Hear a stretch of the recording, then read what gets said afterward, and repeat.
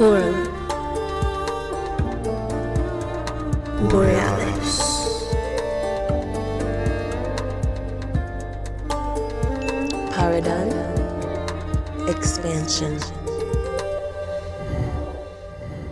Greetings from the north and welcome to the forum. Today we give platform to the censored critics of global warming in the voice of Dr. Timothy Ball.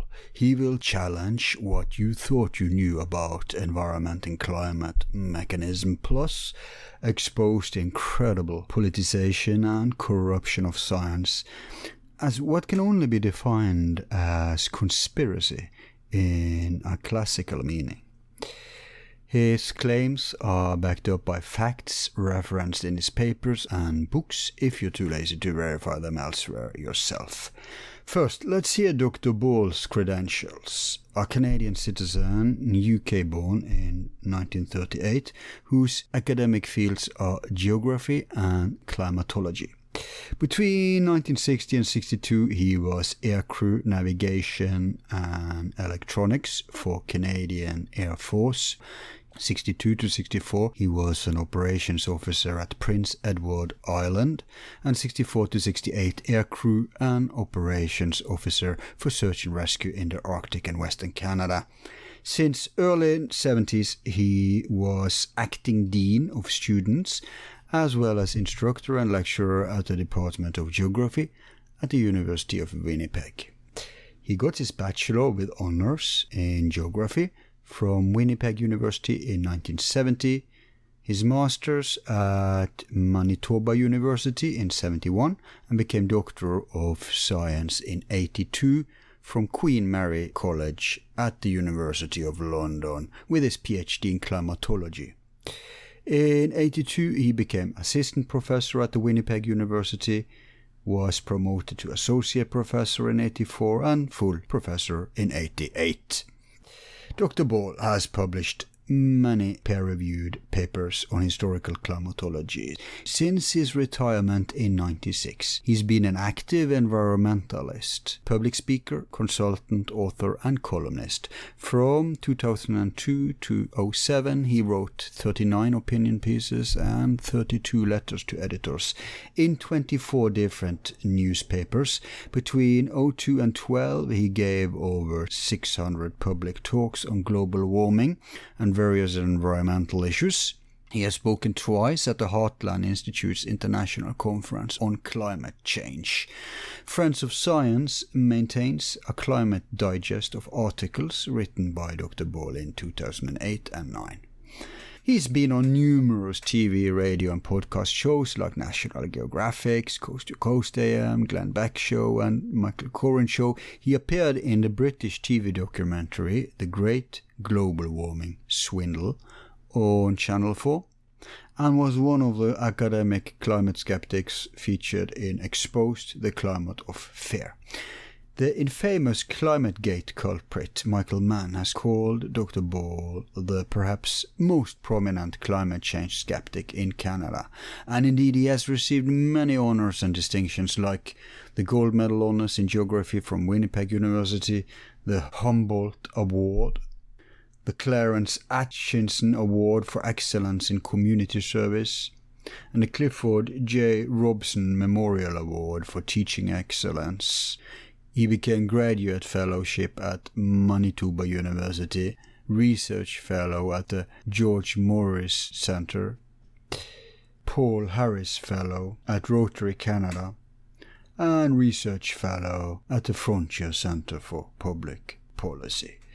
Outside academia, he's been founder and director of Rupert's Land Research Centre, member of Manitoba Water Commission, president of Manitoba Social Science Teachers Association, editor of Manitoba Social Science Teachers Journal, chairman of Canadian Committee on Climatic Fluctuation and Man, member of Social Science Curriculum Advisory Committee at the Department of Education, board member of the Forks Development Heritage Advisory Board, board member of Urban Ideas Center, board member of Western Canada Pictorial Index, chair of City of Winnipeg's Advisory Committee on Hazardous Waste, technical advisor to the Canadian Cattlemen's Association, chair at Assiniboine River Management Advisory Board,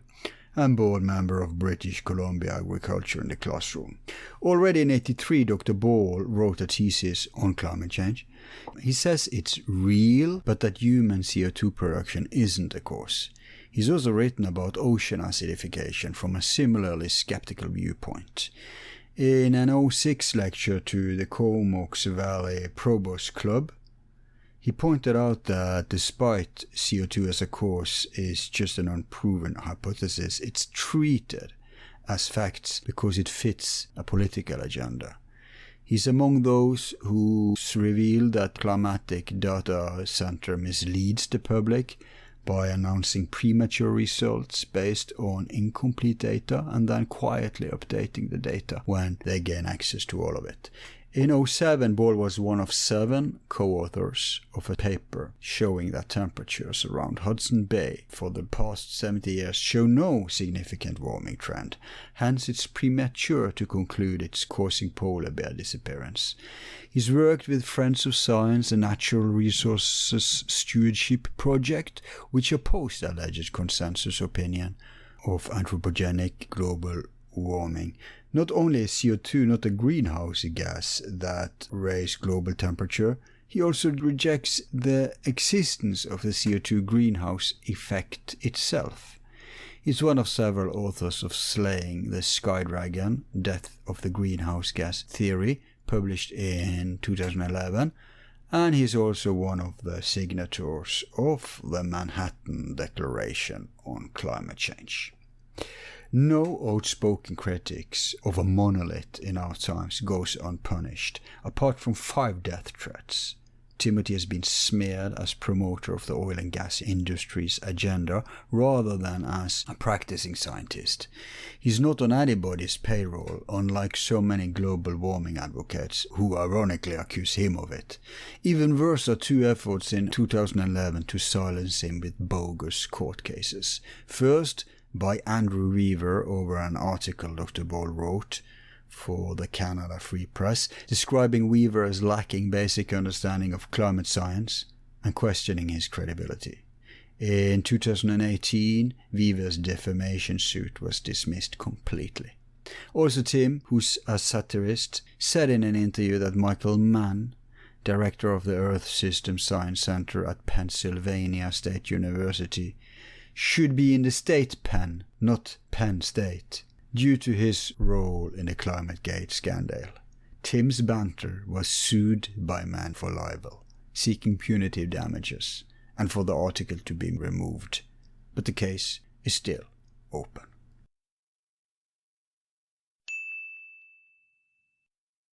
Welcome to Forum Borealis, Tim. Well, thank you for the opportunity, Al. Yes, I've been really looking forward to this because I have been for the longest time aware of this incredible scandal that we're going to debate today. And I mentioned this geologist in my family. Is that Tom Segelstad? Yeah, that's right. So, I mean, it didn't help when he started to tell me about this either, right? Oh, by the way, what I'm thinking how we can do it, because I do not want to preach to the choir. The audience targeted here are those who don't know very much about this, but are open to find out. And I think it's very good after they're conditioned with all these facts that we can also hear about the insane court case you've been involved in. Right? Yeah. Because at that point, they know what we're dealing with. And then they'll really get riled up when they hear what people like you have to suffer just to try to enlighten. Well, thank you, Tom. And I thank you for that. Al, can I include, by the way, in that most scientists don't know very much about it? Yeah. This is a very important point. They just assume that the scientists that are with the UN and the whole thing wouldn't corrupt science. That's the problem. Right. But I would add to this, as people start to realize what's been going on, the automatic next question, and why I wrote the most recent book that I wrote, is the question becomes, what's the motive? Yeah, I actually have that. So that would be one thing. What all right. possibly could I want from this? And so, yeah, we get to talk about it. But I should also warn you, sometimes I do traditional interviews, meaning I'm asking a question and then like a one-liner, and then I shut up while you give a lecture in reply. But sometimes I actually engage, meaning I can share reasonings, substantiate something you say, disagree if I do, but it's all very cordially and professionally, and my listener are used to me talking like a conversation, right? So okay, Al, the lovely phrase I like with that was at a conference I was at where the chairman finally got up and said, "Gentlemen, we can disagree, but we don't have to be disagreeable." Very well put. In fact, on this area, I'm so libertarian that I don't only think it's okay to disagree. I think it's good to disagree. Oh, yes. Thesis, antithesis, synthesis. But in today's world, people are not, they're not looking for truth. They just want to hit someone else with their own opinion. Yeah. That kind of disagreement, I don't care about. But of course, we can talk about that with the lawsuits, because this is an attempt to silence debate. Exactly. And I agree with you 100% on all of this. And challenge me all you want, because I learned a long time ago, if you're going to stand up in the coconut shy, they're going to throw at you. Exactly. But I have to tell you, Tim, I come from an environmentalism kind of background. I'm very fond of nature. And I was, like most others, and probably the majority listening in today, very naive about this. In my view, it was very simple. There is climate change. And I still believe there is, by the way. Yep. But I bought into the anthropogenic, man-made causation.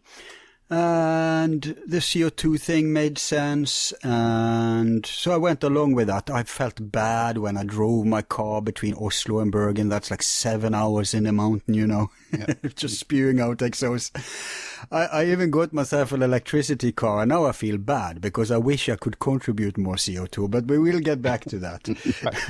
So that's where I'm coming from. And I'm going to ask you questions today that will be kind of from that point of view, like newbie questions. Okay. And I think that's easier for the listeners to relate to. Yeah. But they've heard your introduction already, and so they know your credentials. Right. But still, despite that, like you to tell us how you got involved in this, and how you're, maybe you knew all the time, or if you didn't, if you started to realize the lie. Let's hear that journey before we go into the matter. Okay, I'll totally agree with you. I'm an environmentalist, and it annoys me. In fact, I deliberately put it after my name now when I'm doing radio or TV, because people get up there on the TV and you see an environmentalist under them. You say, well, who gave you the right to that title? Where did you get that title? And I'm working on a book right now that's titled "Environmentalists Are Killing Environmentalism." And nice, that's a very, very important idea, because the way that society changes is through what we call, or the academic world calls, paradigm shifts. That is, that suddenly somebody comes along and says, look, there's a whole new different way of looking at this. And society, of course, the way they react to it is actually very predictable. And there's a pattern to it. And what happens is that, so somebody came along, and I know it really started in the 1960s, the whole environmental movement. There was a conference in Chicago, and a book that came out of it by a Professor Thomas, and it had a huge influence on me, and it was called Man's Role in Changing the Face of the Earth. And the reason that triggered for me was because when I was looking at soil formation, for example, they just simply listed or organic. didn't include humans in that. It included tree roots and worms and so on, but not humans. And I got interested in that. And I ended up doing an honors thesis on the philosophical question about man's role in changing the face of the earth and why it hasn't been considered up to now. In what discipline did you do this thesis? Well, I did it in geography because and the reason for that is that the world has become so specialized that there's no overall generalized disciplines anymore except possibly geography. Because geography is trying to integrate things into understanding, like on a map, what's the larger picture is. Good point. This idea of by the way, just so your listeners understand, when they hear the term climate scientist, that is a person who has specialized in something like physics or biology or even narrower than that. And then they've got interested in the climate change issue, and suddenly they become a climate scientist when they really know nothing about the general discipline of climatology. Right. Right. Okay, and that's a lot of the difficulty. The analogy that I use, by the way, that first of all, the for applying to climate, what we've got is people running around with individual pieces of the puzzle, but we've lost the box top. Exactly. Right, we haven't even found the four corner pieces properly of the puzzle, and yet they're saying, "Oh, the puzzle's finished. We know what's going on," and it's nonsense. So this is all part of what's created this. Now back to the paradigm. Now, hang on. I just want to say about that, and we're going to go deeper into it later today, because most people today have such an incredibly naive imagination about science. They think it's like in advertisement and stuff. They don't see the weaknesses, and they're certainly not aware of the huge, I should say, profit or economic incentive to corruption of science and oligarchs, corporations. And I heard, by the way, you said it started back in the 60s. I heard that at least the global warming myth, I heard that was launched by an oligarch, namely Maurice Strong, I think is his name. We'll get to Maurice Strong because he took a much larger political idea out of the Club of Rome, which we'll talk about, and put it into he's one of these people that are able to take ideas and put them into action. Because if you think about it, every day there's thousands of ideas that come up around the world, but how many of them actually get implemented? I mean, you go and look at the patent books and all the registrations for patents, and how many of them actually end up as a product. And that's another whole part of this process, is that you can have ideas, but putting them into practice is another thing. And one of the things that we hear, you hear all the time in English, is that no one person can change the world. Well, that's simply not true. The problem is that almost everybody that's changed the world has done it for the bad. For the worse. The Stalins, the Hitlers, the Maos, and so on and so forth. Now, whether you're religious or not, you could argue, as some people do, that the only person that tried to change the world for the good was Jesus Christ. No, he wasn't the only one, not even in religion. But yeah, I agree. No, but generally that idea, there's Baghdad and all the rest of it. But anyway, that idea of Maurice Strong. But anyway, back to the paradigm shift. Yeah, and back to your paradigm shift. How did you? My paradigm. Well, because that's part of it. You see, I got interested in this whole environmental movement, and then what happened was that it got hijacked. And it got hijacked, as all new paradigm shifts do, by a group of people that see either the political potential of it or the financial potential or both. And I'll give you a parallel paradigm shift of the 20th century with environmentalism was feminism. Okay, now what happens is this small group of people grab this idea and then exploit it. And the reason they can hang on, because originally it was meant to liberate women. Yep, exactly. That's the whole point. That's the whole point. Because and people see it as that. People say, this feminism's a good idea. This environmentalism's a good idea. But here's the difficulty with humans. First of all, they're afraid of change. And the reason they're afraid of change is because they know that change always occurs. You mentioned that in your intro about climate change. But they also know that when change occurs, somebody gets hurt. Yes, there are winners, but somebody gets hurt. And they don't know if they're the one that might get hurt. So there's always a conservative reaction to change for that reason. And also the second question that they ask themselves is, well, how far do we go with this? And most people cannot define the limits of the new paradigm shift. And that is, I struggled all my career with extremists. What's the role of extremists in society? Nothing exists without a reason. And I finally figured out that the role of extremists is to define the limits of an idea for the majority. So, for example, with feminism, a lot of women were saying, yeah, hey, listen, that's a good idea. There's still a lot of changes that need to be made. But how far do we go with it? And then when they started burning the bras, the majority of women said, no, hang on a minute. And so the extremists had started to define a limit and allowed people then to raise questions, which they were afraid to do because they didn't want to oppose what seemed like a good idea. And that, of course, is what has happened with environmentalism, that if you dare to say anything, and all of the politicians around the world are still afraid to appear not green enough. Right? Well, I'm going to go back to how environmentalism have suffered. But let's start with the first things first. There's different memes out there. Some say global warming, of course. Some say the more neutral climate change. Some even talk about the new ice age. And I'm no expert like you, but to me it seems pretty clear that there is huge climate change going on in the world today, and that it has gone on for some time, maybe some decades already. What do you say about that? And I'm not even talking about causations now. I'm just a phenomenon itself. No. Well, okay. Because most people think that people like you deny that there's even changes going on. Oh, and over my career, I've been called a global warming skeptic, and then latterly a climate change denier. And that occurred.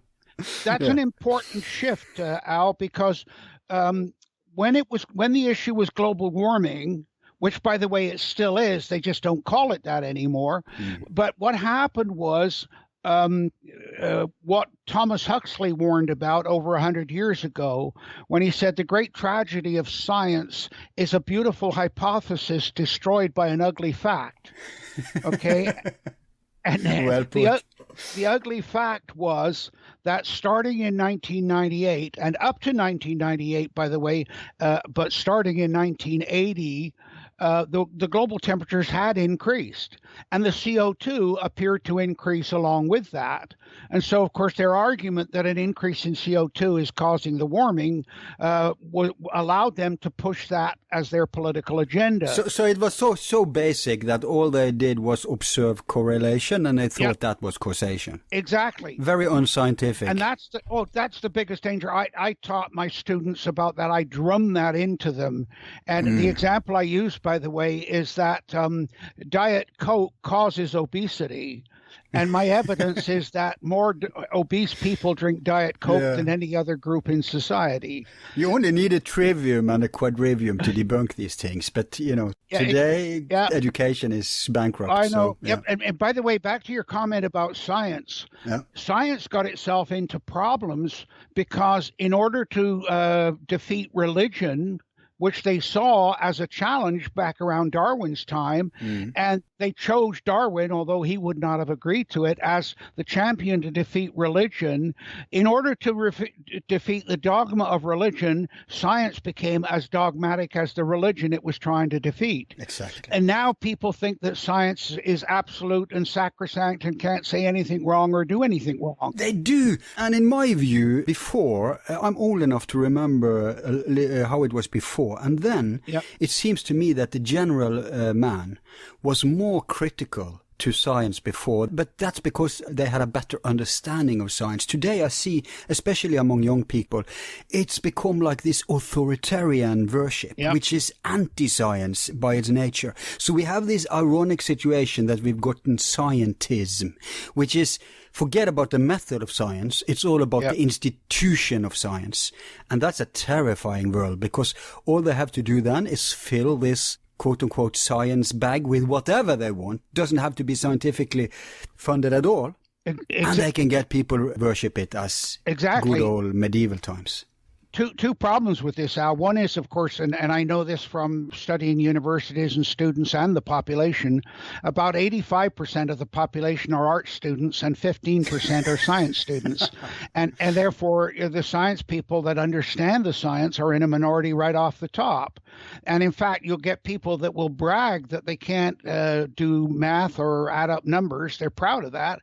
But it's worse than that. Do you really think that those 15% know science just because they study science today? I have pushed all my career for a mandatory history of science course in high school, to understand that. And certainly too many scientists don't understand the scientific method. But you see, that's also part of the problem of specialization. Yeah. That they become specialized in one small area and have no idea of the larger picture. So you've got that idea that's developed. Yes, but is there climate change, Tim? Yes, we get back. We keep dodging that. I keep dodging that question. That's okay. It's your prerogative to go everywhere. I'll try to guide us back. No, well, the problem is that it's almost like I know too much about all of this, and it, trying to simplify it. And this is the difficulty. You're trying to simplify what are actually very complex things. Yeah. But anyway, where I was that after 1998, the temperatures of the globe started to decline, and it has basically leveled off and in fact declined slightly since 1998. That at the same time, the CO2 level continued to rise. And this was the ugly fact that these people that were pushing this false CO2 agenda were confronted with, that the CO2 was going up, but the temperature wasn't going up as they said it should. And and we've actually got leaked emails, the emails that came out of the Climatic Research Unit at East Anglia, the University of Anglia, where all of this was being concocted. And what the scientists, the corruption that was actually going on, the leaked emails. One comes from the Minns Center, which was in charge of public relations for this whole global warming issue on the campus. And a guy. Look, people who are listening are probably a little confused. You're now referring to a huge scandal that happened a few years ago. Approximately when was this? Was in 2009.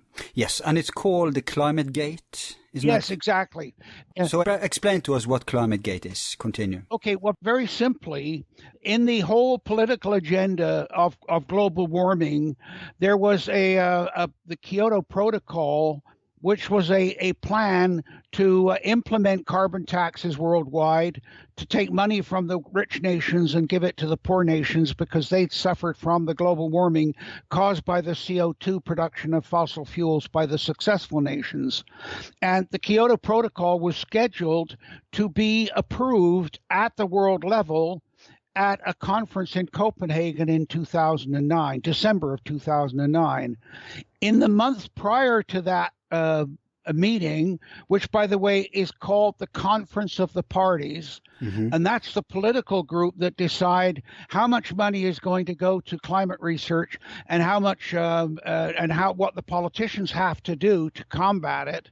So it's really the nerve center for the whole thing. So they are setting the prices. They're setting the prices. They're not only the price, but also the ideals and the agenda.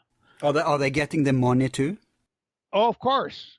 Of course, this is all money that's put through the United Nations. This is why Trump pulling the money out of it all is undermining the whole thing. But I will get to this a bit later. But anyway, back to the Climategate issue. In the month prior to the meeting in Copenhagen, at which they were going to introduce this global plan of Kyoto Protocol, which was essentially a one world government, because they chose global warming because it was a global impact. And the argument was that no one nation can deal with this, so you need a world government to deal with it, and therefore we're the people that can do it for you. That's what was going on.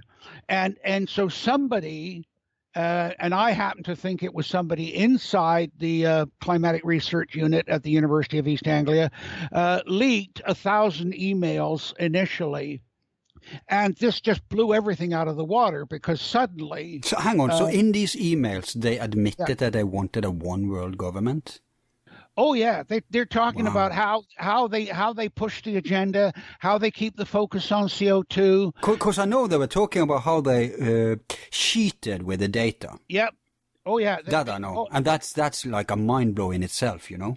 Well, exactly. And in fact, there's a very good book, if I can find the details on it, by Mosher and Fuller. And here's what they write on the back of the book. The book's called Climategate and Crew Tapes. And here's the summary on the back of the book. They actively work to evade freedom of information requests, deleting emails, documents, and even climate data.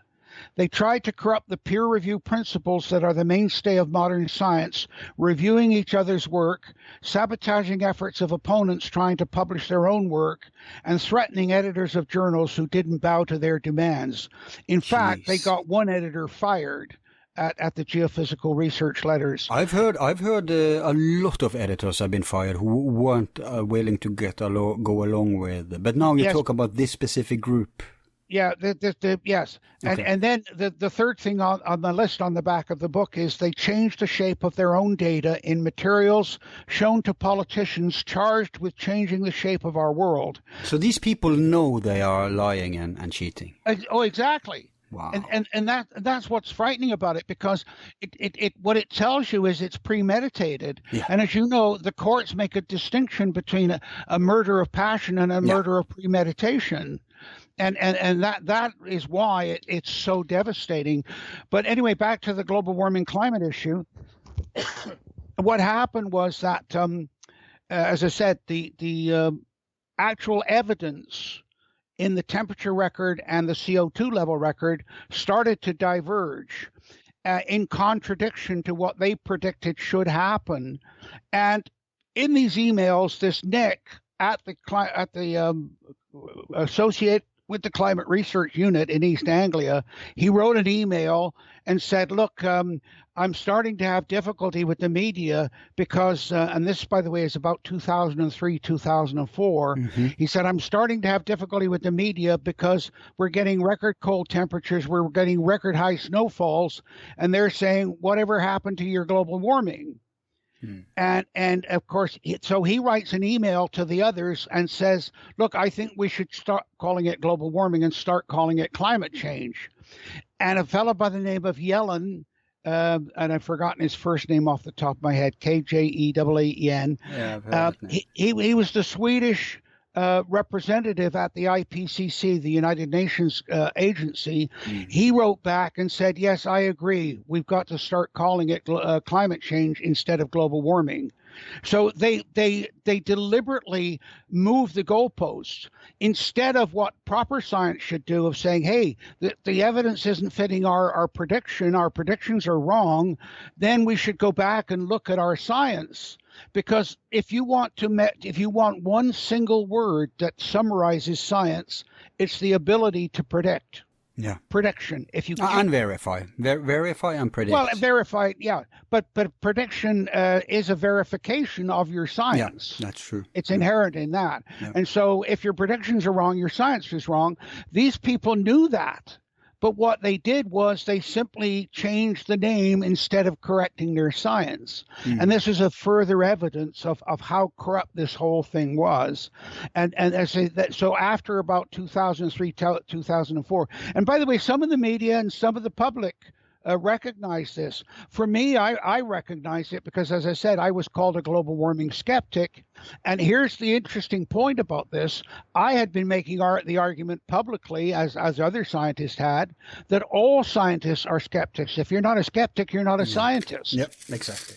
It's the very basis of science is to be skeptical. Today, it means being skeptical to everything that is not already in the mainstream. Yes. And what is accepted in the mainstream shall be worshipped religiously. Yes, exactly. That's so-called science today. But Tim, you just took a huge nuclear bomb and you threw it in the beginning of an interview because people listening to this, hearing what you're saying, and these are facts. Go verify it, people. These aren't the rants of a madman. You can check everything he says. It's available information.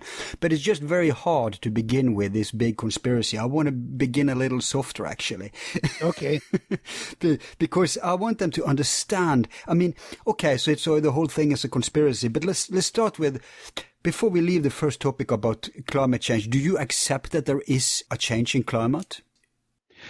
Yes, and I'll tell you how I got into that, because this is a very important part of this story that the public can relate to.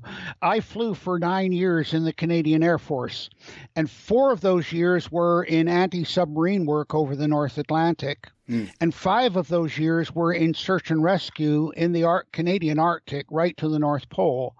And one of the things that I became very aware of, particularly when I started giving climate and weather briefings for the air crews, as I was an operations officer, was how bad the weather forecasting was.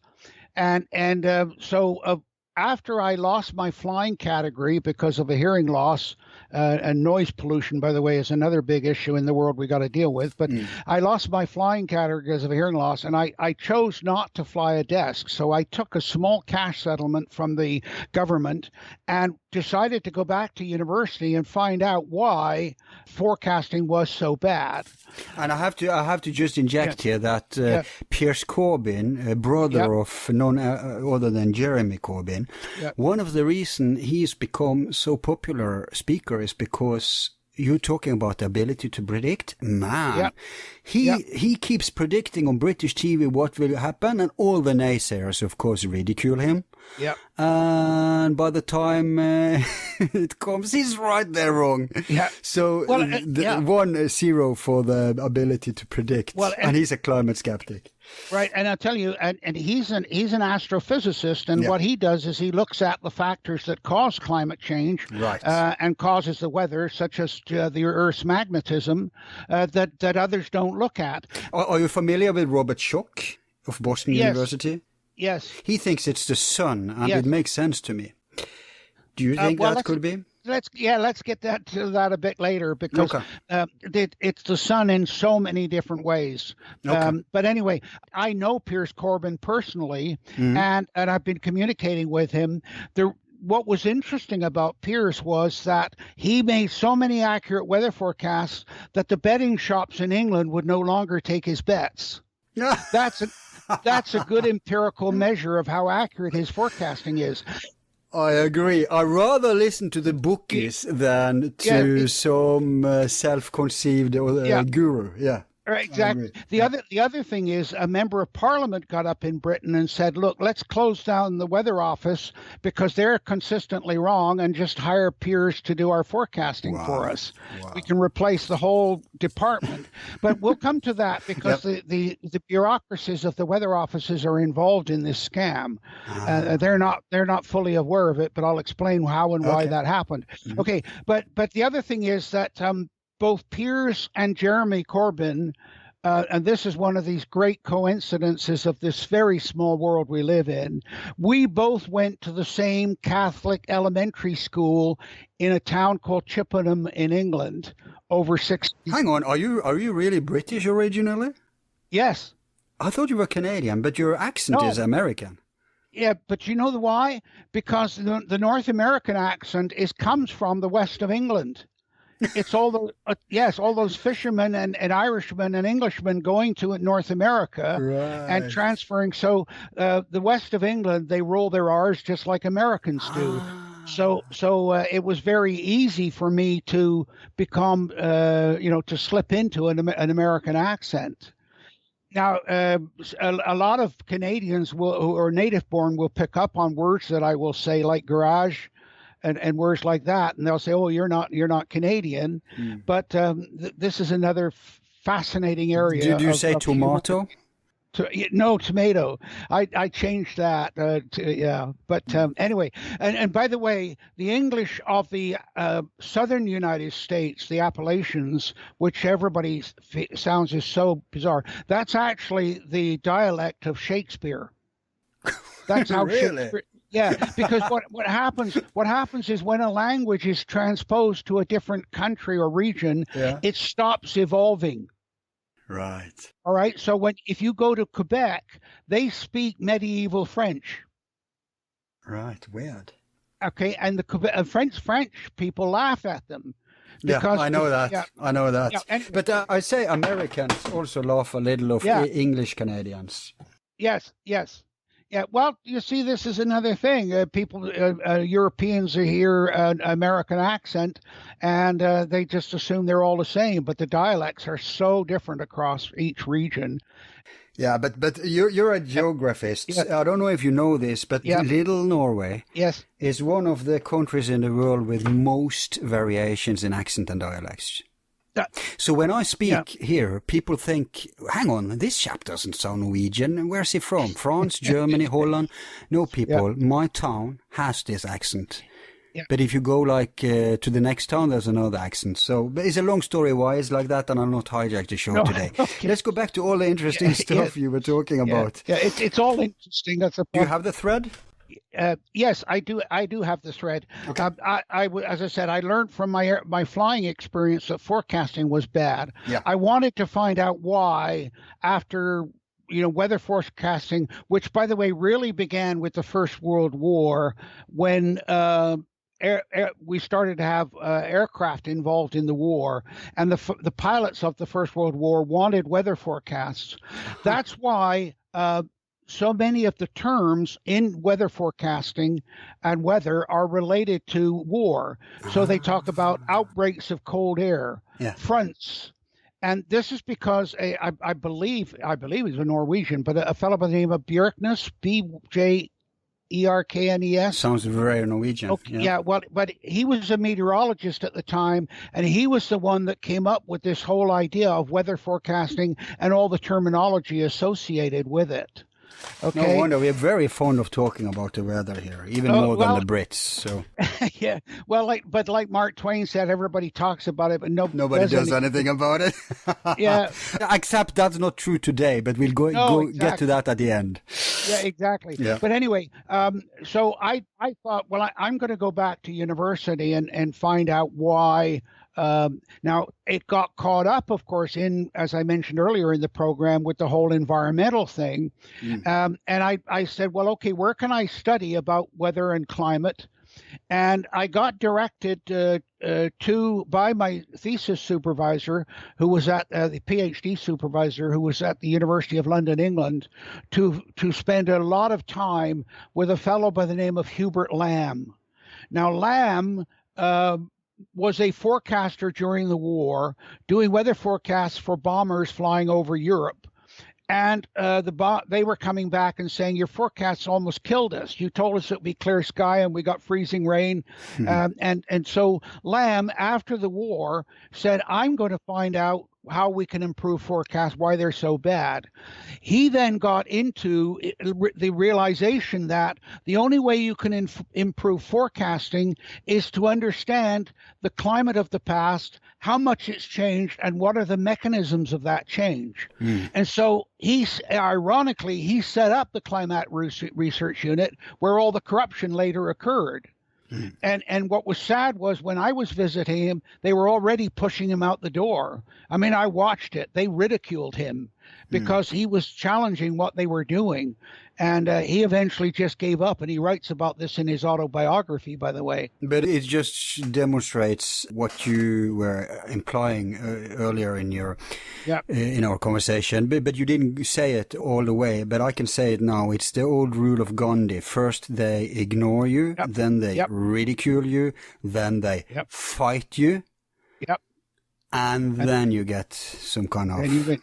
Exactly. Yeah. Exactly, and we're in the fighting stage right now. That's a good place to be. It's better than being in the ridicule stage. Oh, absolutely. So, Oh no, we made the progress because you know when I started, the minute I went on a radio program, there were the interviewer would attack me right away. Yeah. And then anybody that phoned in, and I had death threats and everything, email and over the phone. I want to hear more about that later. Okay, but anyway, so what Lamb had realized was that unless you understand the climate of the past, you're not going to be able to predict the climate of the future. Right. And he wrote a magnificent 2-volume set in 1977. The second volume is Climate, Past, Present, and Future.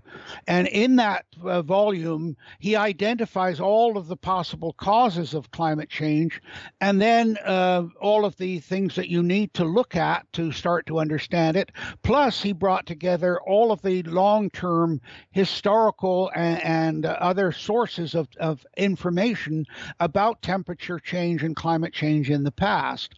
And so out of that, I then so after my philosophical honors thesis, which, as I said, looked at humans as a cause of change, so obviously the climate would be part of that, I then did a master's thesis which looked at energy inputs into environments, because of course everything is driven by energy. You've already mentioned the sun, and that's why ignoring it as the major cause of change is absolutely unbelievable. Yeah, and I was so shocked when I saw that in the UN climate panel they booted out all the solar scientists. That's insane. Yeah, of course. They should have more solar scientists than anything else.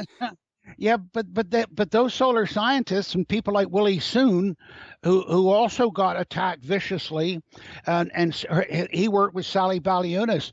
They attacked her so viciously that she actually quit academia and science altogether. Right. Because as a woman, and a redheaded woman, and you should see the emails that she received. It's unbelievable, and that was from academics. Sexist stuff, personal. Yeah, in fact, some of the attacks came from a guy by the name of John Holdren, another scientist who became Obama's science czar, and he personally attacked her. But anyway, makes sense. So Lamb, as I said, very quickly realized that the climate of the past had changed enormously. Now, that's a very important idea, because you're saying to me, well, yeah, climate changes. Who's arguing with that? And the answer is nobody's really arguing with it, but nobody or very few people know how much it's changed and how rapidly it's changed. Okay, but there is one crucial question. I want you to address it immediately. Yep. Is it changing in a way that is unprecedented? That's the question. Well, exactly. And of course, what happened was that as we started to show that climate change was normal, then they started to say, oh, no, it's changing more rapidly. Therefore, it's unnatural. Yeah, extreme weather they talk about. Exactly. And even right-wing TV stations like Fox, they don't just have the weather reports, they have extreme weather reports. Right. Well, whatever happened to normal weather? Well, I'll tell you what's normal. Hurricanes are normal. Okay. Right? Yeah. But everything is measured by how it impacts humans. See, this is the thing. And just to give you an idea of how important that whole idea is, if you look at the Greenpeace report from 1989, by Greenpeace, it's called Global Warming. They say in that report that CO2 is added to the atmosphere naturally and unnaturally. Mm-hmm. And everybody reads that and says, oh yeah, okay, well, but what does that mean? right? People read things and they don't stop to think about what the words are actually saying. And of course, the word unnatural applies to humans. So one of the underlying themes of the whole environmental movement and the climate change movement is that humans are unnatural and whatever humans do is not natural. No, but hang on, devil's lawyer, Yeah. if not actually a real lawyer, because it makes sense, that's the thing. Because let's say humans have been around for 10,000 years without any mechanical, technological feats, okay? Then we suddenly start inventing stuff that alters the chemistry around us in huge scales. That's the whole point. Are you saying that's not happening? No, I'm not saying that's not happening. What I'm saying is that's natural. The German philosopher Goethe said the unnatural, that too is natural. You see, because the assumption is that if humans do it, it's unnatural. But why? If you accept that humans are natural, which all of these people do. Yeah. But that's semantics. What I mean is, No. I'm going to stop you there. That is not semantics. This is absolutely at the center of the whole issue, and this is why you see they keep bringing Darwin forward. You see Richard Dawkins' book on God is Dead and Christopher Hitchens and all this stuff. Morons. No, you see what Darwin did was, or at least not Darwin himself didn't do it, but the people that were pushing the science issue was they said that humans are not here because of God. We're here because of evolution. Okay, forget the word natural. The question is, are we contributing to unprecedented amounts of pollution? I think that's pretty clear. No, it's not clear because you see, you use the word pollution. Yeah. Who defines pollution? What is pollution? If you talk to the global warming people, CO2 is a pollutant. And look at Obama ran around saying carbon pollution. Well, first of all, he's not talking about carbon. He's talking about CO2. Yeah. And the difference is carbon is a solid and CO2 is a gas. And CO2 is not a pollutant. No, it's natural. It's natural in the atmosphere. But let's say exhaust from cars. Is there no poisonous gases there? That's a different issue. That's a different issue. In other words, it's like I just mentioned hurricanes. Hurricanes are perfectly natural. But they're destructive. They're destructive, but they're only destructive if humans are in their path. Right? I mean, the insurance companies got away with this. Okay, I get it. So you're actually pointing out that we have a huge anthropocentric bias. Yes. Yes. And the reason for it is because Darwin failed. You go and read The Origin of Species. He doesn't mention humans at all. And how can you talk about origin of species without mentioning humans? And a fellow by the name of Alfred Russel Wallace, who came out with Darwin's idea before Darwin did. Wonderful scientist, by the way. Yeah, exactly. He did the real work. Exactly. And he challenged Darwin. He said to Darwin, if you don't explain the difference between humans and all other animals, which is so vast, your theory must encompass it. Your theory is nonsense. Now, I agree with Darwin about natural selection, but I don't agree with him about evolutionary theory. And that was the point that Russel Wallace was making. And Wallace and Darwin said, okay, and 11 years after he published Origin, he published The Descent of Man, in which Darwin tried to claim, there's no one other creature that can do all the things humans can do, but there are individual animals that can do the things that humans can do. That's where the joke started about if you put a 1,000 chimpanzees in front of typewriters, they'll eventually type Shakespeare's plays. Yeah, I know. Yeah. But look, if we're going to take the intelligence design debate, we'll never get through today. That I can tell you. I know we won't. But Wallace was the one that first. He didn't use that term, but he was the first one that suggested it. Yep. And he put consciousness, as scientists now know, as an important factor in mutation and stuff. Exactly. And we just started to verify that now. Exactly. With cutting edge research. Exactly, but the point I'm making to you is that it has total influence upon the whole climate and global warming and environmentalism issue. Because Okay. you see, one of the things that happened with, and I hate keep going back to Darwin, but when Darwin did his work, and this is one of the problems, by the way, people say, "Oh, Darwin said," and I say, "Well, have you read Darwin?" Well, no, but this person. I say, I don't want to know what some person said. It's the neo-Darwinists, right? I Exactly. know. They're And worse. what I did in all my classes, especially the graduate classes, I insisted that the students go back and read the original documents. Don't tell me what somebody else said they said. I called that carping on carping. Yeah, I hear the American education system, obviously you're in Canada, but I hear the American education system is so bad that they never read primary sources. They never even read secondary sources. No, it's just third. It's not education, it's indoctrination. Exactly. It's not Dumbing down. But yeah. Anyway, but back to the Darwin thing. You see, Darwin knew, and you asked about rate of change. Darwin knew how rapidly the finches were changing in the Galapagos. And he realized that they were changing within 1 and 2 generations. So that the change was far more rapid than that anybody had allowed. Now, in Darwin's time, the general Western view of the world was called Neptunism. Neptunism, of course, was the biblical view of before the flood and after the flood. So Darwin comes along and he throws out all of that and says, and by the way, two documents that influenced Darwin, and this I've got to include all of this in our discussion. Two of the books that influenced Darwin, and he took them with him on his voyage on the Beagle. One was Sir Charles Lyell's Principles of Geology. The reason that book influenced him was because Lyell was proving that the Earth was more than the Bishop Ussher had said at 4004 BC. That the Earth was millions of years old. Lyell actually claimed it was 126 million, which doesn't even come close, but it certainly was far in excess of anything that most people believed at that time. Yeah. That provided Darwin with the time in which evolution could occur. Right? That was the first problem with his theory.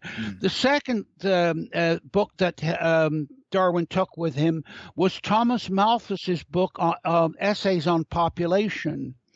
And of course, the Malthus book, which was, by the way, completely wrong, and I'll come back to this later when we talk about how this influenced the whole climate issue, but Malthus's book claimed that the world population would outgrow the food supply. Yeah.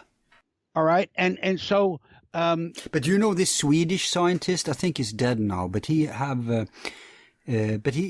was active until recently. He has debunked the whole myth about we are overpopulated and there's not enough resources.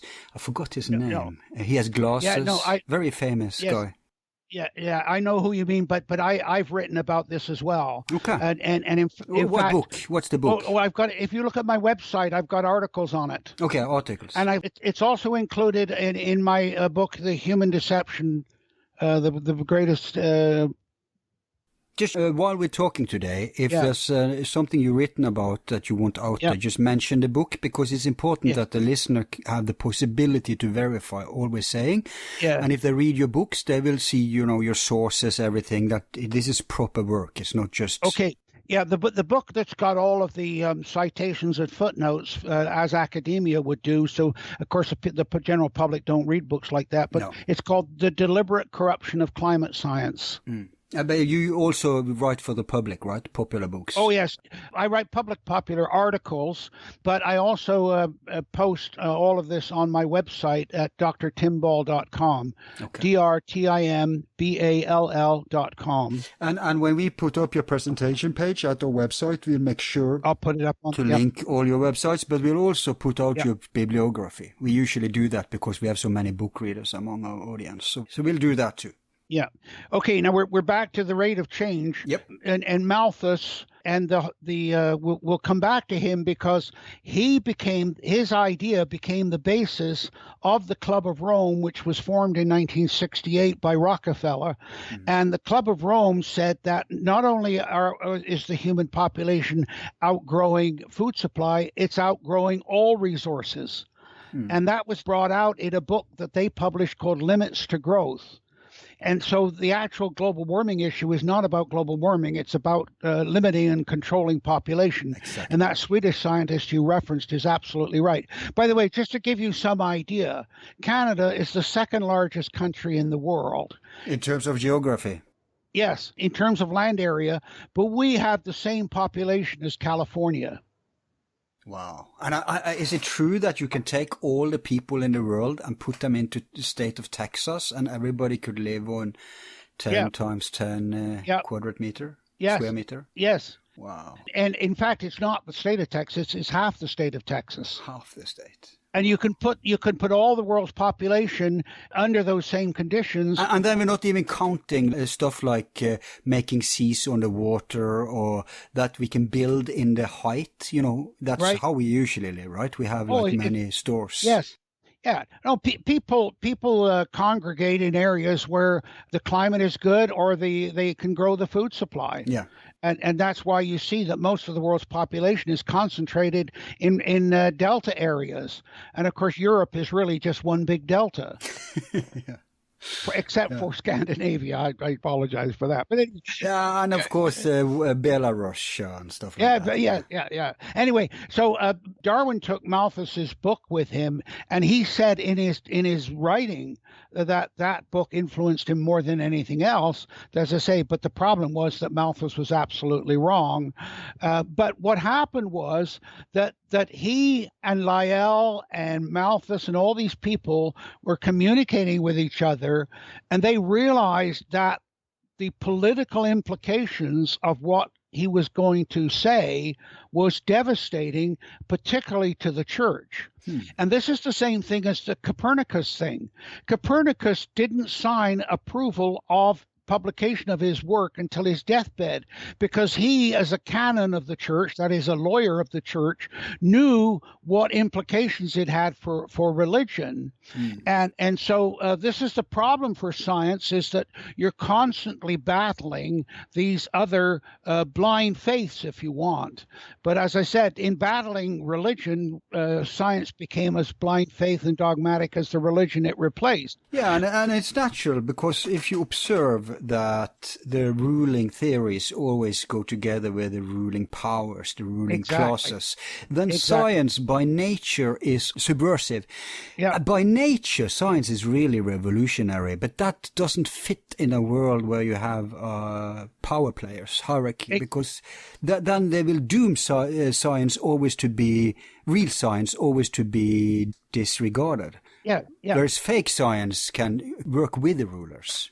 Yeah, but here's the thing, Al, that you're absolutely right. But science has been dominant, especially in Western society, since Copernicus, 400 years, right? Right. And certainly in the last 200 years since Darwin, or it's 150, 90, whatever it is, it's been dominant.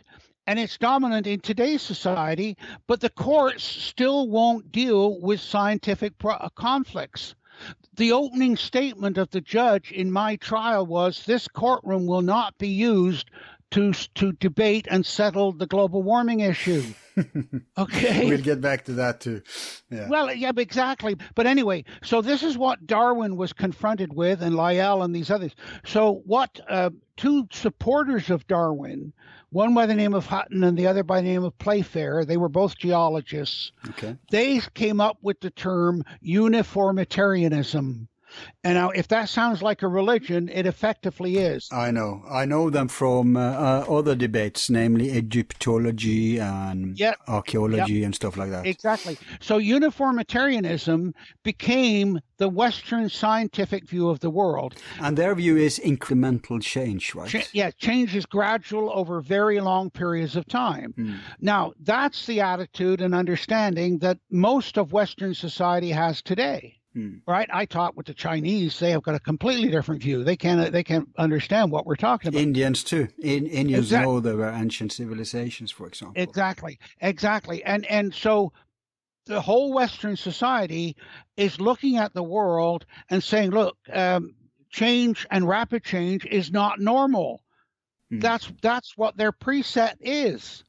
Right. And people, you got to get your mind around this idea. And where I first came across it, a good friend of mine in England who went to school with, and he became a senior officer in the Metropolitan Police Force in London, England. And we're walking down the street towards Hyde Park Corner to have lunch.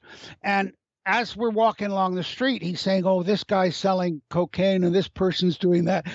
In other words, his view of the street was as a policeman. Right. He saw things that I would never, ever have seen. Exactly. You're kind of dependent on the sunglasses you have, right? Exactly. Yeah. And I was able to point out things to him on the street that he didn't see either.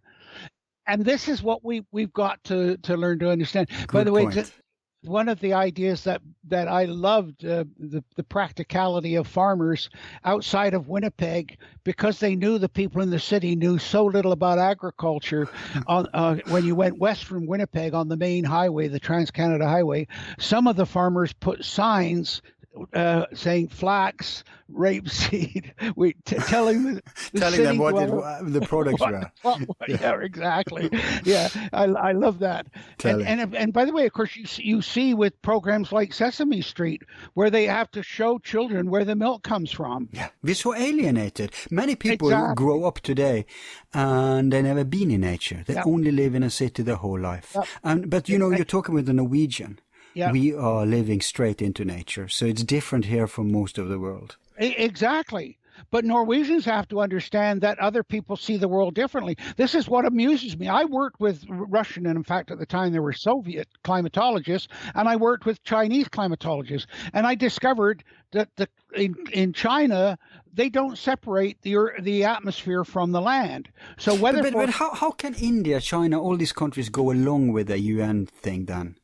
If it's just a little bias from here. Yeah, well, basically they're not, because you notice now the reason that, of course, they've been going along. Yeah, you know what? Debunk immediately the consensus myth, because as normal, we don't know these things, so we just read and we hear that, everybody agrees. It's a huge, you're a freak if you're not, you lose your job if you're not. Yes. So what's the reality? Well, again, this was a premeditated thing. When you go and read those leaked emails, they said, look, in fact, they set up a website called Real Climate, which was designed to counteract and to promote these false ideas. It was a PR campaign. And of course, the first use of it was by a woman by the name of Naomi Oreskes. And she, as claims to be a history of science expert.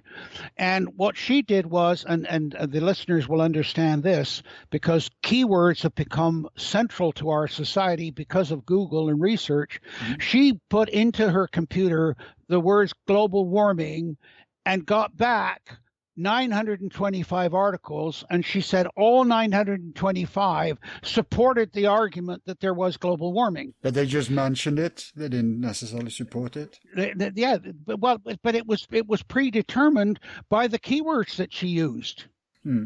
You see, I raised this issue in my court case, and I learned very early that if you want to get something to the attention of certain people, you make sure the keywords are in your title, because the Google search will pick them up then and get them to the right. That's clickbait. That's not science. Well, but that's what she did. That's what Naomi Oreskes did. And Al Gore used her stuff in his movie Inconvenient Truth. With the famous hockey graph. Right, the hockey graph. Which has been debunked now. Okay, exactly. And Al Gore said, here's the consensus. Well, of course, a consensus should be a warning that this is political, because consensus does not apply to science at all. Exactly. You can't just by majority vote what's true. No.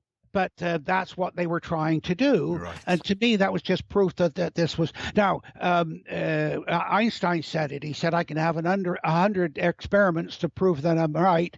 I've only got to have one that proves me wrong, and that's the end of it. Right? Yeah, like it only takes one white crowd to prove that not all crowds are black, for instance. Exactly. But anyway, now what they did was, and I mean the United Nations and the supporters of this whole scam, was that they got their disciples. And as Machiavelli said, people that want to deceive will always find others to do the deceiving for them. Yeah. Useful idiots, huh? Exactly. Yes. Or the sheeple, as somebody called them.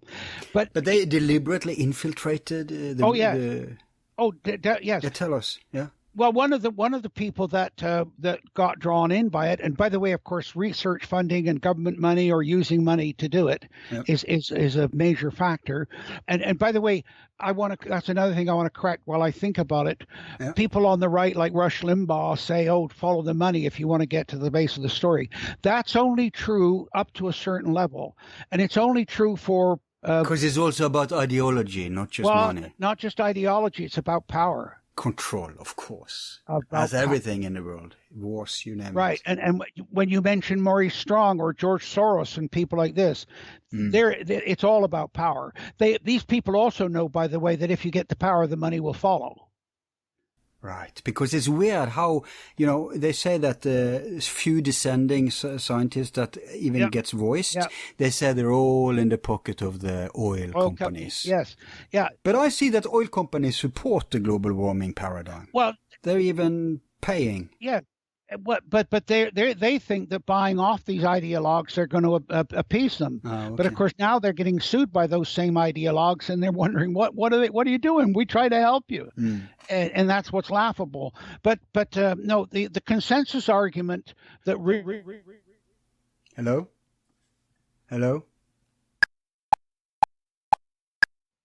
Hello, Al. Oh my God! I'm pretty sure they're tapping your line. You were getting to the heart of the matter. No wonder we were disconnected. Well, certainly you get paranoid about these things. So there's no question. But anyway, what we were talking about was Professor John Cook at Queensland University in Australia, and he took over 14,000 scientific abstracts and, using his own definitions, decided that 97% of them supported the global warming consensus. Lord Monckton, Christopher Monckton, and others actually went and looked at those abstracts, and using Cook's own definitions, Monckton found that only 3% supported the global warming consensus. That what Cook did was literally cook the books. and there's been attempts by various people, such as Senator Malcolm Roberts in Australia, to get the University of Queensland to condemn what Cook did. And of course, the problem is the universities are on board with so much of this because they get huge amounts of funding through all of this. And I saw that change, by the way, in my career when governments said, or universities have started to lose government funding, but they realized that they could take a percentage of every faculty member's research funds and argue that, hey, we give you office and heat and light, so we're going to take a percentage of your funding. So the universities on average now take 35 to 40% of all of a faculty member's research funds. That makes whatever the faculty member is doing important to the university, and of course it has nothing to do with the quality of their work. It has everything to do with the amount of funding. Then the university must want people researching global warming because they get funds for that, if it can confirm Exactly. Exactly. I mean, you look at the people at East Anglia. They were bringing in $20 million a year for the university. Yeah. Right? So this is a kind of a state-sanctioned corruption, because you wouldn't get this in a free market, but there you have the corruption of the multinational corporations. Exactly. They do the same role as the state do in the university. multinational corporations are not an awful lot different than large governments. I mean, if you want proof of that, look at what the university training. It's preparing students to work for government or for big business. No, I don't know of any university in Canada, I know because we researched it, that's teaching students how to run a business or how to run a farm for that matter. Right, you're gonna go to government or to big business. But anyway, back to Cook. So Cook's 97% figure, that's where that came from, and even though it's been debunked, you don't see it used quite as much anymore. But as I said, one of the big you see stuff like this signing campaign. You know what I mean, right? And everybody refers to that. But then I saw another signing campaign against it. And I think it was just as many who signed that one who signed the first one. What's the facts? Well, okay, but that's an important point because one of the ones you're referring to is the Oregon petition. And there's been others. There was the Heidelberg petition, and I've forgotten the name of the other one. But they tried to get me to sign the Oregon petition, and it's now something like 35,000 people, including Nobel Prize winners. But I said no. And the reason I said no was because your consensus is no different or better than their consensus argument. Right? So either you believe... Yeah, but it's still a defense. They're not the one who started it. No, that's true. But, just because somebody jumps off a bridge, does that mean you have to? So you still believe in the rational way to solve this? Well, you have to. If once you drift away from logic, you're done. You're absolutely done. Once you get into the realm of the unprovable authority debate. I mean, this is the difficulty, and of course you see one of the things, and we can come back to this later on. We've already referred to it, but in that change that occurred from global warming to climate change was triggered by empirical evidence, not by anything else, but just that the facts no longer fit the theory, and so that was what was going on. But anyway, the idea of uniformitarianism then is still endemic throughout Western science and the Western people's view of the world. One of the ways you see this, Al, is that most people still believe that the orbit of the Earth around the Sun is a fixed elliptical orbit and that the tilt of the Earth is 23.5 degrees. Yeah, so what we learn in school, right? In a lot of schools, they're still teaching that. But we've known for 150 years that the orbit of the Earth around the Sun is not, it's almost circular as it is right now, but at 22,000 years ago, it was much more elliptical. Right? And a Scottish shopkeeper by the name of Kroll was studying how that change in orbit would cause climate change. That's been in the literature for 150 years. But you see, if you start saying, well, oh no, the orbit of the Earth, those things change, that contradicts uniformitarianism. Yeah. And another thing that contradicts it is that when you have honest scientists in fields where interpretation is minimized, in fields where hard facts are unavoidable, that's the big problem, because then you have a collision between objective truth and this ideological concocted truth that they're adhering to. And I see that in cases of solar scientists. There's one famous Norwegian called Paul Brekke. You probably heard about him. And then there's also a very famous Danish one. I forgot his name. But both of them have been very vocal. And up here, the state is totally in bed with the global warming myth. So it costs you as a scientist. And Tom told me this too, that in all universities, it's what you said, it's where the grants, where the funds goes, is always if it supports the global warming myth. So ideology is already taken over. But these solar scientists, they have to be honest about what they find, because that's their field.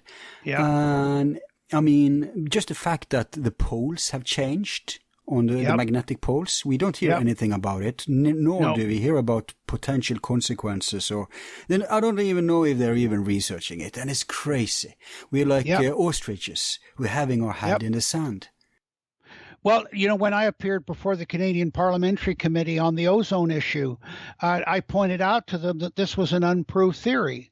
And I said, as a scientist, I can stand up and speculate using scientific facts on hundreds of issues that threaten the life on Earth.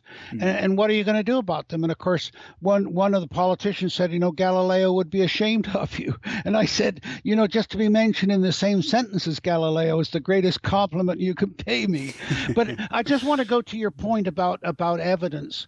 Yeah. And ironically, it was Sir Arthur Conan Doyle, through his character of Sherlock Holmes, and this is what he wrote: "It is a capital mistake to theorize before one has data. Insensibly, one begins to twist facts to suit theories instead of theories to suit facts." That's what has happened with academia today. Exactly. That's what's happened.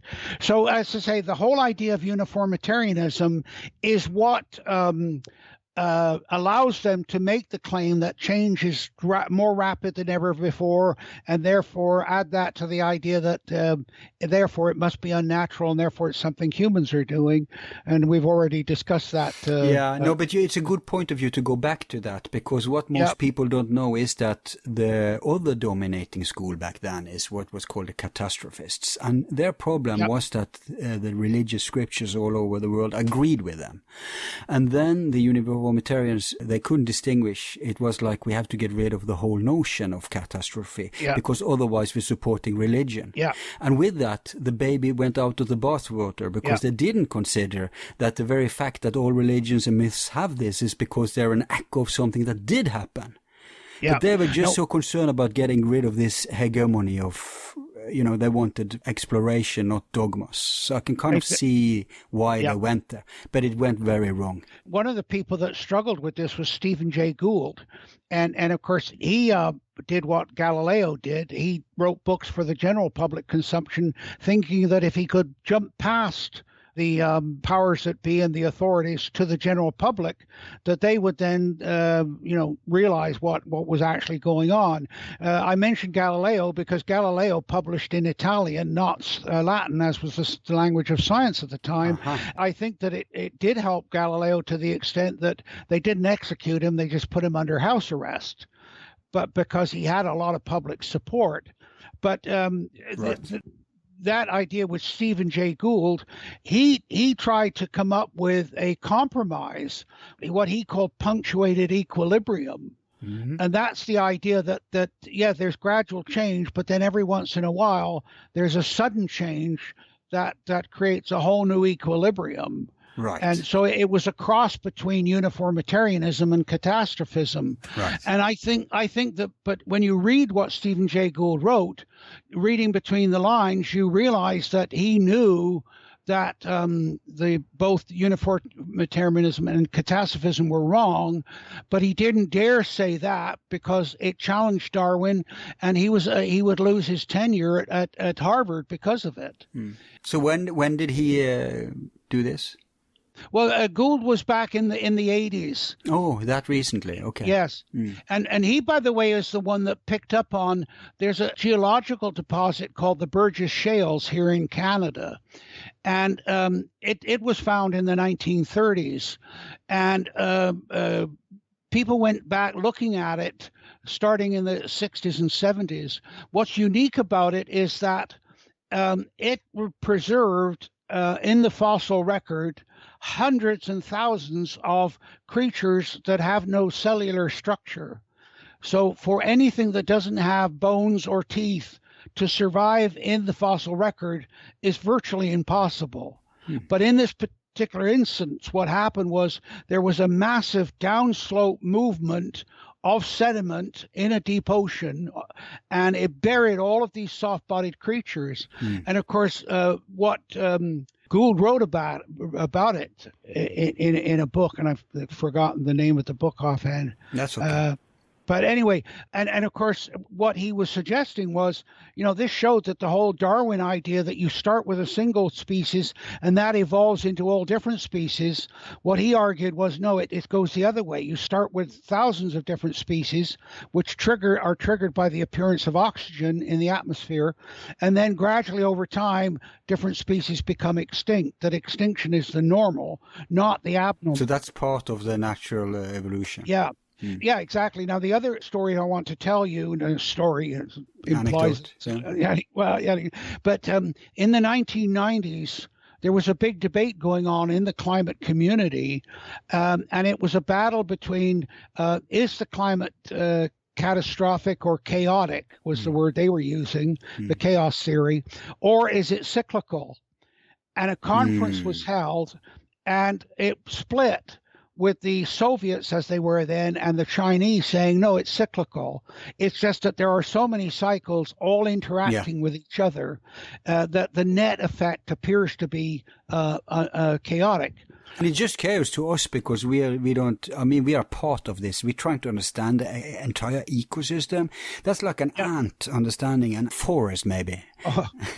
Exactly. Okay, but what happened was at that conference, the Western world, America and Europe and so on, were saying, "Oh no, it's chaos, it's chaotic." And I teased them at the time. I said, "You guys better hope it's right because it'll help explain why your forecasts are so wrong."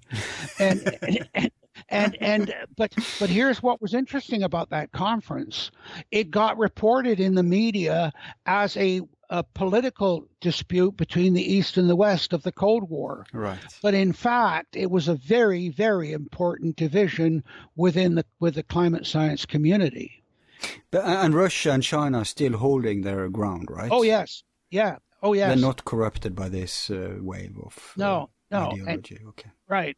And I'm certainly, having worked with both of them, for example, I worked with Boris Senkov, who was a historical climatologist, and he was using the Russian chronicles to reconstruct the weather and climate of Russia for the last 1,000 years, because the emperors, right for the Romanovs, right from the start, kept annual weather and crop reports. Excellent. Right. The reason they did it was because they knew if the harvest failed, there would be social unrest, and they had to get the troops ready to put in place to suppress it.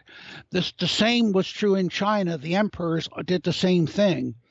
And so it's there was a very practical reason for them keeping those records. But of course, today they have records. They know. Plus, we have ways to find out what has happened in the past too, right? We see it in stone, in tree, in ice and snow. Yeah. Let me just put a word to that. That's called proxy data. Okay, proxy data. Okay. Actual measurement is called secular or instrumental data, and we've only got about 120 years of actual instrumental measurements. And you know what Tom told me? He said that a part of how they can manipulate the data is that they have ground sensors and they have atmosphere sensors.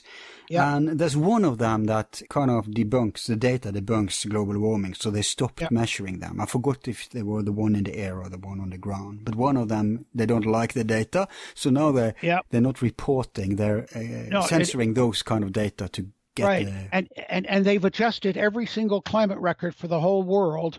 And what they've done is they've made the earlier temperatures colder than they were actually recorded as, which of course then changes the slope, showing, it's warmed more than it actually did.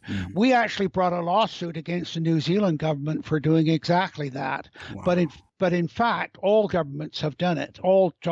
And they say, the historic. When you say government, you mean the government-sanctioned scientists who are responsible for this. Exactly, through the World Meteorological Organization. So the politicians doesn't necessarily have to know this. They may be naively on board. Some of them, at least. But let's get to that a bit later because Morris Strong. Yeah, that goes to motivation. Yeah, you know what? Let's finish the consensus thing because I'm wondering if. Now you're telling us that even most of the world are not on board. So in the Western world, if half are skeptical to global warming, that's just in the Western world. That means in the world total, the global warming propagators may be very, very small. Yes. Despite that they have infiltrated, and that if you're going to be a prospective scientist today, you have to accept it. It's like catechism. You can't force the old tenured professor who's always retired to do that. But the youngsters, they can be selected out in the process of ascending.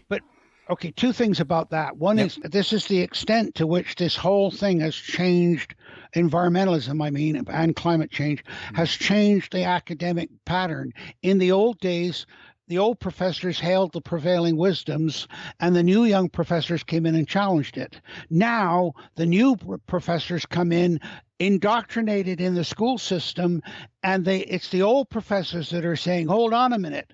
I mean, look at the age of the skeptics like Tom and myself and Fred Singer. And I mean, we're all in our 80s and 90s. And we're the ones that are saying, hey, you people are coming in here indoctrinated. Take a look at what you're saying. And so they flipped that upside down completely in what they've done. But how many, despite this, how many do you think there are in terms of percentages? Is it even possible to know? No. First of all, with the general public, we do have surveys about the public concern about global warming and climate change. Yeah, but that's a result of propaganda. You can't go by that. Well, yes, but it's important because over the last 6 or 7 years, the concern amongst the public has dropped and dropped and dropped. And one of the most recent ones, for example, the UN did a survey of 10 million people, I believe in 18 different countries, and they listed, here's 16 global concerns. Climate change was dead last. In the Pew Center polls, which is a left-wing center in the United States, they list social concerns of the American public. They list 34 of them.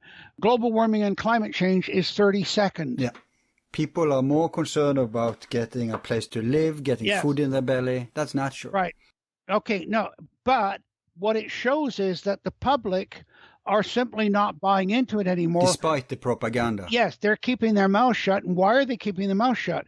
Because they're following what Mark Twain said. Look, if somebody thinks you're stupid, because you're sitting there with your mouth shut, don't open your mouth and prove that it's true. Okay. And so what the public are doing is saying, look, we don't know enough to say, so we're just keeping our mouth shut. Right. They're on the sideline waiting for the evidence to show, but they have an underlying suspicion because most of them don't trust government. That may be true in America, but I'm living in probably the most naive country in the world. So that's not. We can't always go by common sense and gut feeling. But among the professionals, then, what do you think is the percentage? I think it's probably about 3%. Jesus, 3%? That's nothing. No, and that's the second point I want to make. You see, because they use this figure of 97% consensus. Yeah. But from all of my talking to different people, 97% have never even looked at what the IPCC reports say. Can I mean 97% within certain disciplines then, or certain countries? No, because as I said, they just accept that other scientists at the IPCC wouldn't do corrupt things, and therefore if they tell me that CO2 is causing global warming, I accept it. But they haven't actually checked it out. And let me read. I put this quote on the back of both my books because it's a very, very important thing. And this is from a German meteorologist and physicist by the name of Klaus Eckhart Puls, P-U-L-S. Mm-hmm. And this is what he wrote. 10 years ago, I simply parroted what the IPCC told us. One day I started checking the facts and data. First, I started with a sense of doubt, but then I became outraged when I discovered that much of what the IPCC, and for your listeners, that's the Intergovernmental Panel on Climate Change, I discovered that much of what the IPCC and the media were telling us was sheer nonsense and was not even supported by any scientific facts and measurements. To this day, I still feel shame that as a scientist, I made presentations of their science without first checking it. Scientifically, it is sheer absurdity to think we can get a nice climate by turning a CO2 adjustment knob. That's from a specialist. And of course, the late physicist Hal Lewis made a similar statement, because one of the things that happened was that the Royal Society was used by the people in England to get these science societies around the world to promote the global warming issue. And it was a deliberate thing. The Russian one, under the direction of Yuri Israel, refused to go along. Yuri Israel said no because he was on the IPCC. He knew what was wrong with what they were saying. Now,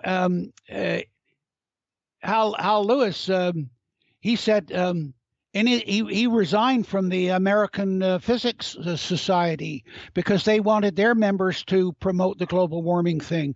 And he wrote to them in his letter of resignation saying, "It is the greatest and most successful pseudo-scientific fraud I have seen in my long life as a physicist." Those are, incredible statements from scientists. And yet that is not getting reported to the general public.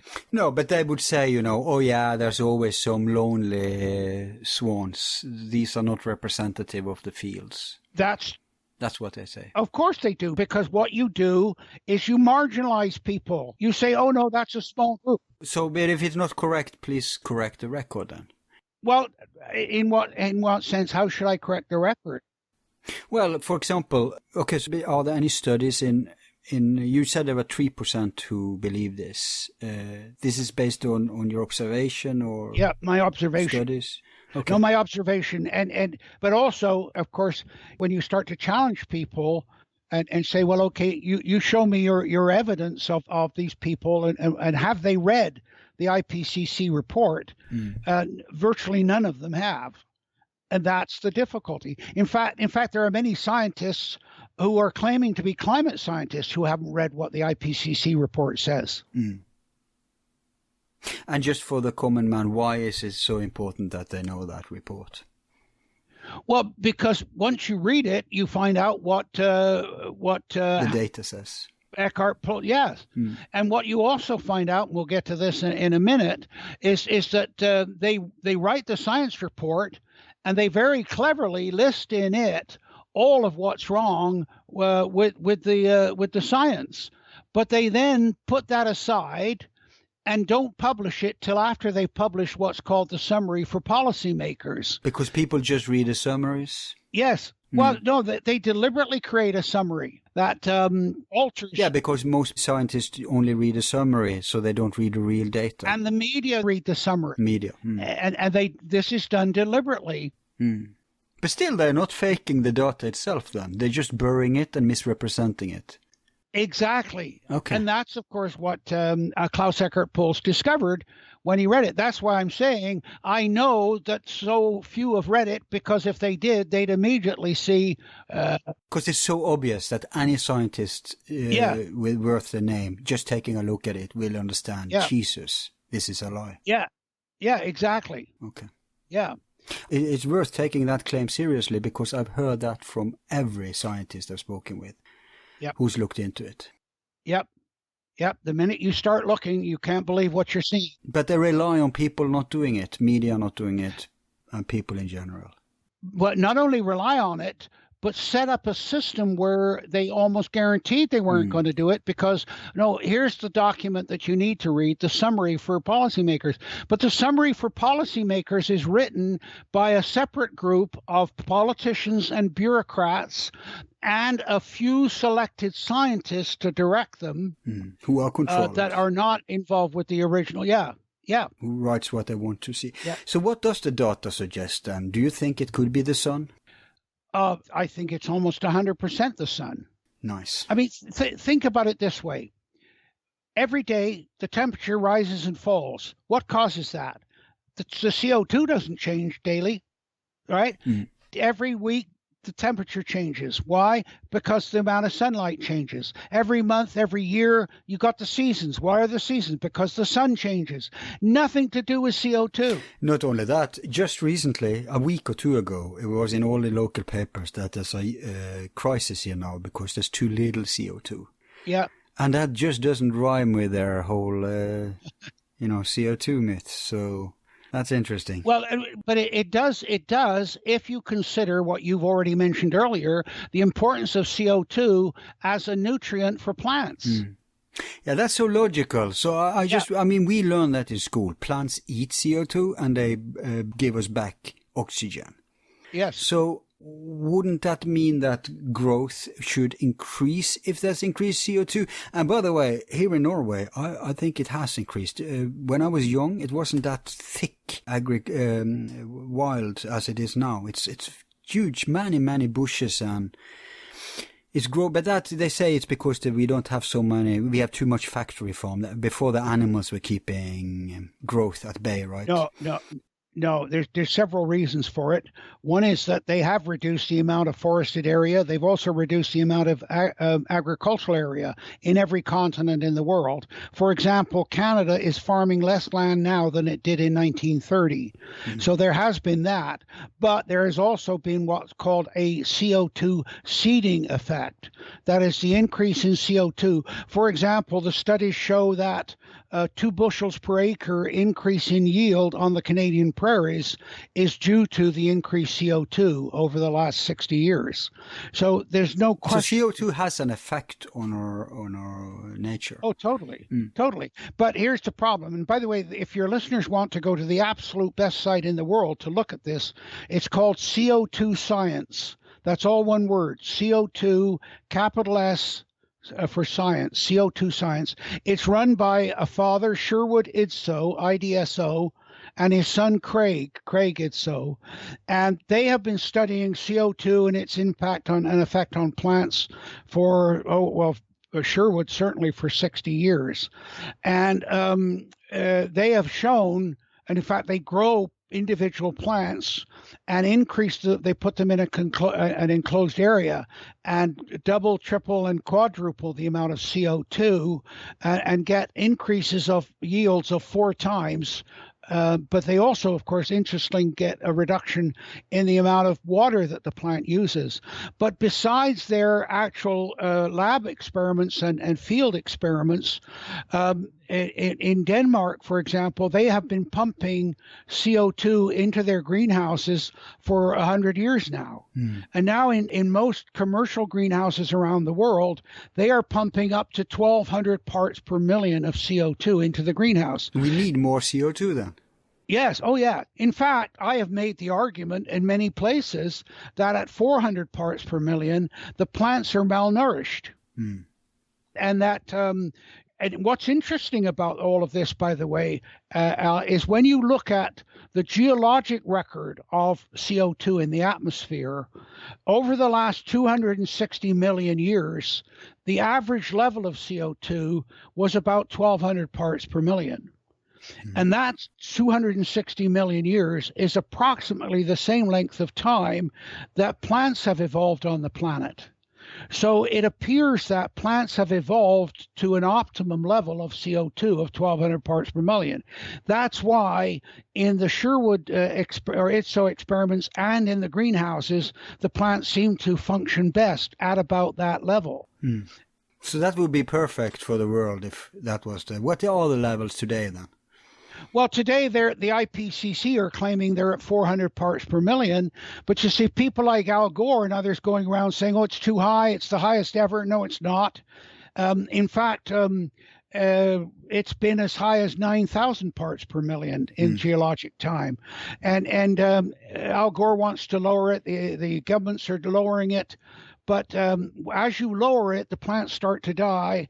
And at 150 parts per million, most of the vegetation is dead at that point. So you're starving the plants by raiding. Yes. Yeah. And of course, I laugh because, and I tease them about it. A lot of people don't understand what I'm saying, but I say, oh, this is their goal, is to reduce the amount of oxygen, which would reduce the number of people on the world, which is what they want to do. Right. Yeah. I've heard that. Yeah, there are claims of, one population control, one world government, but most people write that off as crazy conspiracy. But let me get to that point because you mentioned it twice now, and I've responded to it. Conspiracies do occur. A conspiracy only has to have 2 people involved in it. Yeah. And one of the things that people think is, a conspiracy requires a whole bunch of people agreeing to it. No, that's a myth. Yeah. That's right. And Margaret Mead, the great anthropologist, said change has always been brought about by a small group of people. Yeah. Okay. Compartmentalization is the name of the game. It's the name of the game. Plus control. Right. Right. Now, when you mentioned about, that you marginalize these people that question it, the 3%, you can easily marginalize them. Yes, you do it by personal attacks on them. You can do that by attacking the individual, but you can also do it now in the modern era by what, in a way, is a contradiction in terms, and that is collective ad hominem. Now, ad hominem, of course, means to the person attacking the person. A collective ad hominem would be like a conspiracy theory or a global warming skeptic. Oh, you're one of those. Or everybody is in the pocket of the oil industry. Or everybody are religious nuts. Exactly. They use those tactics all the time. Smears. Okay, but so that people know that if you take this attitude, if you agree with this, you will become one of the in the stigmatized group. Exactly. And that keeps many from doing it. Some just for rumors, some for career, some for groupthink. There's so many reasons. Yep. And I'll give you one of the bizarre reasons. Most scientists, as you know, science should be apolitical and amoral. It shouldn't involve morality or politics. You just do the science and let the society deal with it. True. And Einstein spoke to that in his letter about nuclear power. But the public they don't want to deal with that, and so the scientists. Also, like I had a lot of scientists say to me, look, we agree with you, but we're not going to say that publicly. And I said, why not? They said, because we're socialists. And the minute you say that you don't agree with the global warming, you're branded as a right-wing conservative. Yeah. I have that in my notes to talk about the politicization too, left, right, because if people are on the left and they think you have to believe this to be on the left, then they get a lot of freebies. Support that they wouldn't otherwise get. So that's what you get for ideologizing it. It becomes like identity politics incentive. But you know what? Let's take a short break. Yes. And when we come back, we'll explore what we could call the CO2 conspiracy even deeper. Okay? Sure. Whatever you want. Okay.